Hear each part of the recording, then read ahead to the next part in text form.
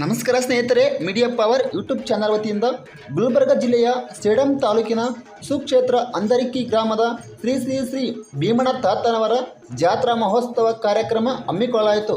ಮುಂಜಾನೆ 8:30ಕ್ಕೆ ಪಲ್ಲಕ್ಕಿ ಉತ್ಸವ, ಮಧ್ಯಾಹ್ನ 3 ಗಂಟೆಗೆ ಸರಪಳಿ ಕಾರ್ಯಕ್ರಮ ಭೀಮಣ್ಣ ತಾತನವರ ಭಕ್ತ ಸಮೂಹದಲ್ಲಿ ಜರುಗಿತು.